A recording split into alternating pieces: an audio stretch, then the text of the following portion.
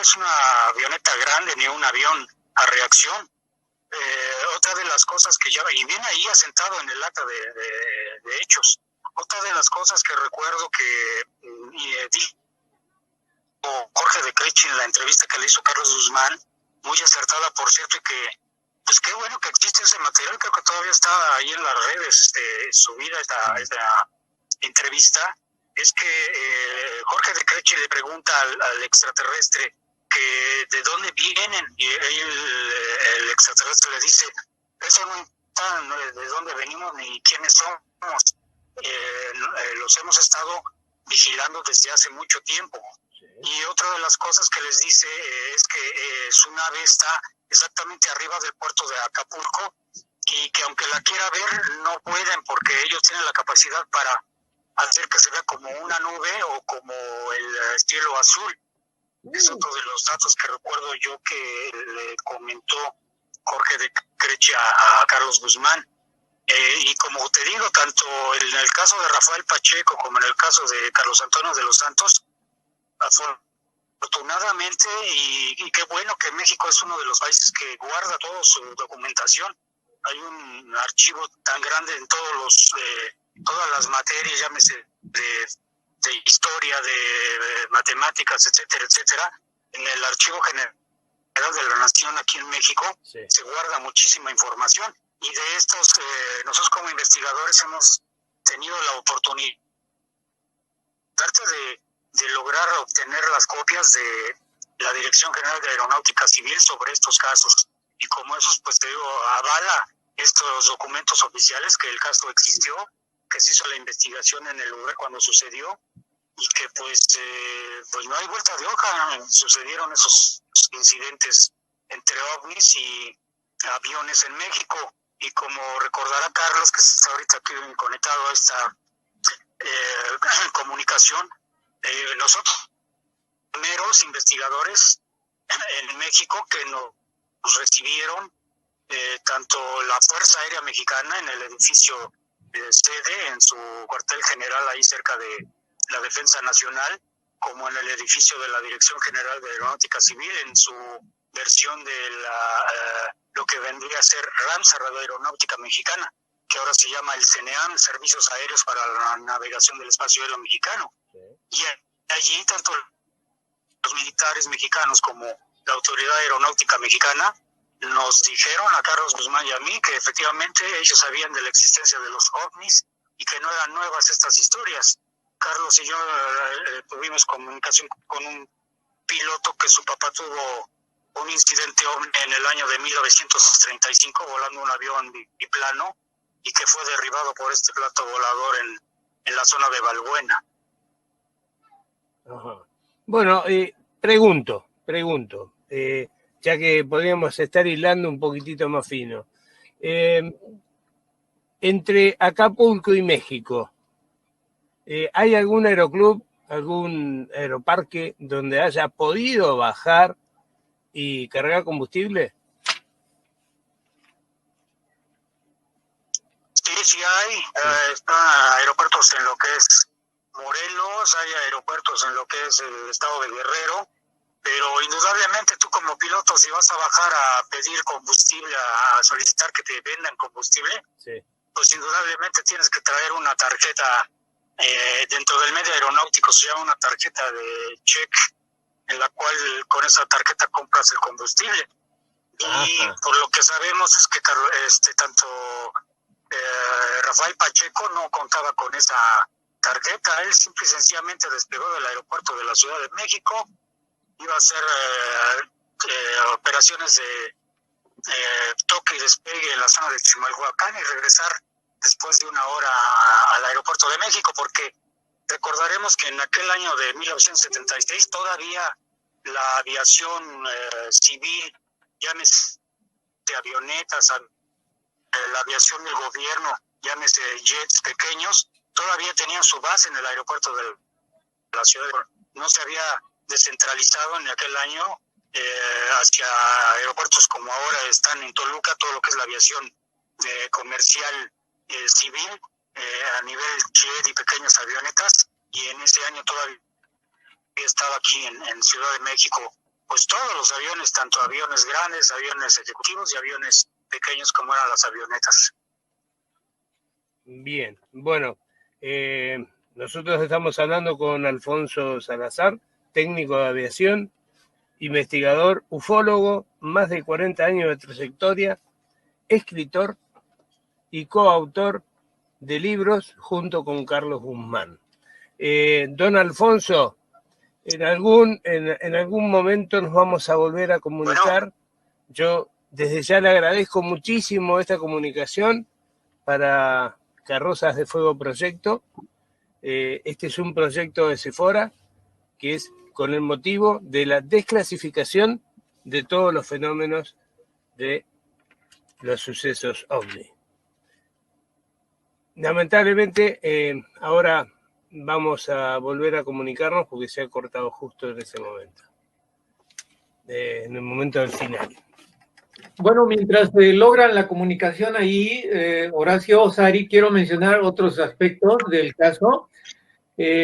Cuando Pacheco Pérez aterrizó en el aeropuerto de Acapulco, fue revisado, fue por el doctor correspondiente de ahí, que está destinado en esa área de aeronáutica civil, que los destina, y lo encontró perfectamente, físicamente, no tenía pues ninguna situación de que él, Rafael, hubiera tenido hipopsia, hubiera sufrido alguna variación porque hubiera estado enfermo de temperatura. El reporte del médico que lo examinó en la ciudad de Acapulco fue que estaba en perfectas condiciones físicas. Y otra de las cosas que quiero agregar es que, tal cual describe Alfonso de esa pequeña avioneta no contaba ahí en 1976, cuando ocurrió este caso, pues no contaba con ese famoso instrumento de Bohr que le ayuda a lograr la dirección de a dónde quiere dirigirse una avioneta, o ese otro instrumento que le llaman el Automatic Directional Finder, tampoco contaba con ello, y tampoco Rafael contaba con el conocimiento suficiente para que volara de la Ciudad de México sin la capacitación técnica, sin los instrumentos respectivos, para que dijera, bueno, me voy a ir de la Ciudad de México a Acapulco. De acuerdo a las notas de nuestro amigo Fernando Telles Pareja, lo único que había hecho, aparentemente, sí había llevado a cabo un trayecto largo, pero había sido de México a la ciudad de León, pero había sido con un instructor. Era el único viaje fuera de la Ciudad de México que había hecho. En esa ocasión, él estaba haciendo prácticas ya solo. Entonces, pues aquí estamos frente a un caso de un joven de 23 años que relata, en aquel entonces el director de esa escuela era el capitán Batanero. Yo conocí al capitán Batanero, desafortunadamente ya no está con nosotros. El capitán Batanero se retiró a vivir a la ciudad de Cuernavaca y pues me comentó que para él había sido un caso excepcional porque, al igual que le refirió a Telles Pareja, Rafael era en aquel entonces era el mejor estudiante, era un estudiante muy responsable, muy brillante, y pues el capitán Batanero decía, es que no creo que Rafael se haya prestado a una broma, y desde luego que no se haya prestado a una broma porque, como Alfonso nos comentó, que le hicieron preguntas en inglés, las contestó a través de este ser, porque el inglés que manejaba Rafael era muy, muy elemental, era un inglés técnico, básicamente. Ahí refieren que le hicieron una pequeña prueba en el aeropuerto de Acapulco, un cuestionario en inglés, y no lo pudo contestar porque su nivel de inglés era básico. Y por otra parte, como mencionó Alfonso, también le hablaron alemán porque este controlador de Crechi sabe alemán y le contestó también en español, pero le entendió perfectamente la pregunta que le estaban haciendo en alemán. Ahora, aquí estamos frente a una tecnología que el caso que ocurrió en 1976 y que han pasado 44 años, bueno, pues apenas nuestra tecnología terrestre, pues ya podemos encontrar aditamentos pequeños que son traductores y que nosotros podemos hablar y que ese traductor traduce rápidamente a cualquier otro idioma. Entonces, bueno, pues es una tecnología que apenas alcanzamos a lograr, pero desde luego este tipo de visitantes que vienen de otras partes del mundo, porque le preguntó el controlador de Crechi, tal cual como dijo Alfonso, bueno, ¿y de dónde son ustedes? No quiso revelar el origen y las palabras textuales, bástele saber que lo hemos estado observando desde hace muchísimo tiempo. Entonces, bueno, pues eso es lo que yo quería agregar a esto que nos había comentado Alfonso. Y bueno, te agradezco muchísimo, una muy buena explicación del tema. Y bueno, ya lo tenemos aquí al señor Alfonso Salazar, que bueno, ya lo tenemos que despedir porque él en este momento tiene otra entrevista. Así que Alfonso, le agradecemos muchísimo la participación aquí en Carrozas de Fuego Proyecto. Pues gracias a ustedes por la invitación para pues dar a conocer este caso que junto con el de Carlos Antonio de los Santos Montiel, pues son casos que mediante la documentación oficial con la que contamos, tanto Carlos Guzmán, que es indudablemente el más antiguo investigador y con una biblioteca y una hemeroteca gigante.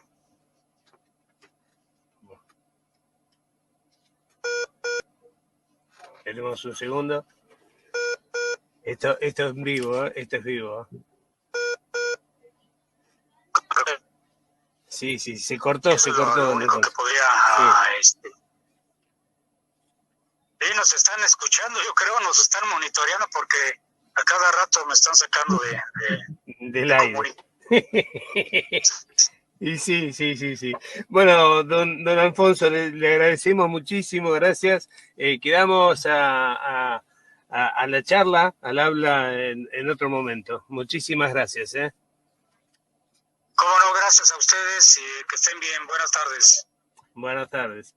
Y bueno, seguimos con esto, ¿no? Sí, Horacio, yo quiero agregar para las personas que no conocen cuál es el trayecto que la avioneta siguió. Por aquí voy a compartir un mapa y les voy a explicar la trayectoria.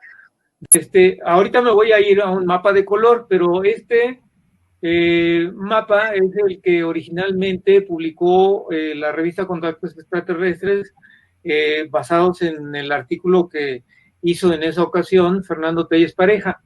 Vámonos a la parte superior del mapa y aquí en este círculo está señalado donde está la Ciudad de México y el área de Chimalhuacán, que está en el oriente, hacia el oriente de la Ciudad de México y que es donde ahí la avioneta hizo pues la desaparición, digamos, de acuerdo con la descripción de este caso. Entonces, en esa trayectoria, esta que estoy señalando con el cursor, es la práctica que estaba haciendo de la Ciudad de México a lo que es por aquí Texcoco, Chimalhuacán. Y de aquí, si es que la trayectoria siguió en ese vuelo, bueno, pues entonces viró hacia la derecha, tal cual como estás siguiendo el cursor, y hizo aquí en este punto que yo estoy circulando con el cursor, que sería ya fuera de la Ciudad de México y quizás muy cerca de Tequesquitengo, pues ya siguieron en una trayectoria en línea recta para llegar acá a la ciudad de Acapulco, y aquí donde está el cursor sería la bahía de Acapulco. Me voy a ir a otro mapa para que puedan ustedes verlo con más claridad. Aquí yo hice la señalización, aquí está, la señalización en color, creo que está mejor. Miren, esta trayectoria, esta señalización de la línea negra es esta parte donde tengo yo el cursor, y estoy señalando la parte del mapa de color azul, hacia el oriente de la ciudad, es donde está Chimalhuacán y muy cerca está Texcoco, y si trazamos la línea recta, bueno, pues vamos a pasar por el estado de Morelos, que está al sur de la Ciudad de México, y como decía Alfonso, esto pues pasó por ahí, por lo que sería, o por lo que es el lago de Texcoco, sigue, ya pasamos a otro color del mapa, que ya es el estado de Guerrero, y en su trayectoria, pues va a pasar por... lo que me llama la atención aquí es que, de acuerdo a esta línea recta, que si es que hubiera seguido precisamente esa trayectoria, está pasando por una ciudad que es Mezcala. Aquí en esta ciudad de Mezcala, últimamente, en la última década, se han visto muchos ovnis, inclusive ahí estuvo un ovni durante toda la noche, y bueno, es todo un caso, quizás más adelante lo abordemos. Entonces, bueno, sigue su trayectoria, y aquí está, llega a la ciudad de Acapulco, aquí está la bahía de Acapulco. Hay que recordar que cuando Rafael Pacheco se despierta, o lo dejan fuera ya de su estado apnótico, y que llama a manera de auxilio, le contesta la torre de control, él ya prácticamente está enfilado hacia el mar, y le preguntan el controlador de Crechi que si ve edificios, que si ve ciudad, y le dice que no, que él ve exclusivamente mar. Entonces recibe las órdenes de que vire la avioneta para regresar precisamente a la bahía de Acapulco. El estudiante hace las órdenes correspondientes, vira la avioneta, y le sigue preguntando el controlador que si ya ve hoteles, que si ve casas. Rafael le contesta que sí, y le dice, bueno, pues lo que usted está viendo, diríjase, y inmediatamente al llegar y al ver los edificios, gire, no me acuerdo aquí hacia qué tenía que girar, creo que hacia la derecha, para que ya se encontrara con el aeropuerto de la ciudad de Acapulco. Entonces, bueno, pues aquí tienen ustedes el mapa, la Ciudad de México en azul, en verde el estado de Morelos, y ya en amarillo el estado de Guerrero, y bueno, lo correspondiente azul acá, pues es el mar. Entonces, esto es lo que yo les quería comentar. Bueno, una preguntita, Carlos.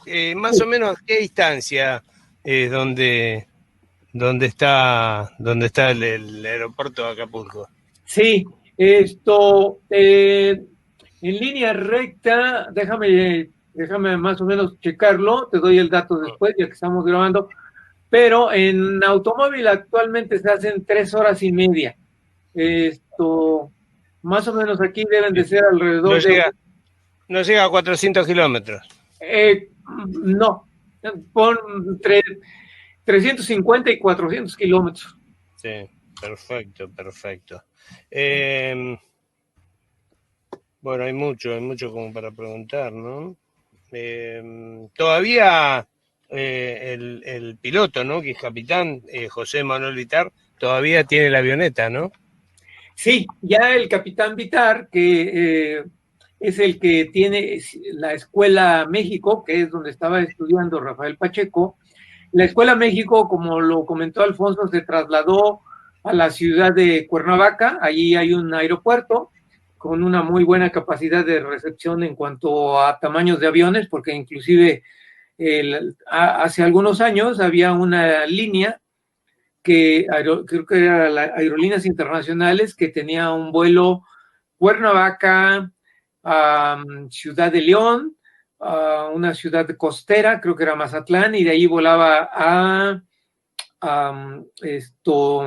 Mexicali o Tijuana, era Tijuana. Entonces, el Capitán Vitar tiene esa avioneta, que es la avioneta que sale en el documental de The History Channel, porque nosotros la encontramos. Pero pues sigue siendo una avioneta en sí para trayectos cortos y la siguen utilizando como avioneta de adiestramiento. En aquel entonces, quien era el director de la Escuela México era el Capitán Batanero, que como les comentaba ya falleció, y ahora es el Capitán Vitar. Por ahí le he pasado a Sari unas fotografías de cómo está actualmente la avioneta. Desde luego sigue teniendo las mismas siglas de su identificación de entonces, la famosa Extra Bravo Zulu Oscar Extra. Ajá. Sigue siendo lo mismo, ¿no? Eso segurísimo. Ahora, ahora yo, la pregunta mía, que es la pregunta del millón, ¿no es cierto? Ya la dijimos 18 veces de cómo fue el suceso, ¿no? Pero hay algo que a mí me llena de asombro, ¿no? Que el propio piloto haya sentido de que no solamente que iba subiendo, sino que le iban jalando hacia atrás, ¿no? No, Horacio, eso sí no está dentro del contexto de la historia, porque lo que relata Rafael Pacheco es que él despega. A las 8:15 él despega, y minutos que él despegó, él lo que relata o lo que recuerda fue que, acuérdate, entra a esa nube, y ahí es cuando por 6 o 7 minutos él pierde visibilidad, no sabe qué pasa. Entonces, cuando eso pasa, él llega a ver que su altímetro marca los 10,000 pies, y en ese momento él siente sueño. Y no sabe qué pasa. Entonces, en ningún momento relata que siente que está siendo jalado hacia arriba. Me pareció que sí, pero bueno, está bien, no hay ningún problema por eso seguro. Qué linda experiencia que tuvo, ¿no? Y qué traumante que Sí, tuvo, definitivo. Rafael, ¿no? Rafael Pacheco.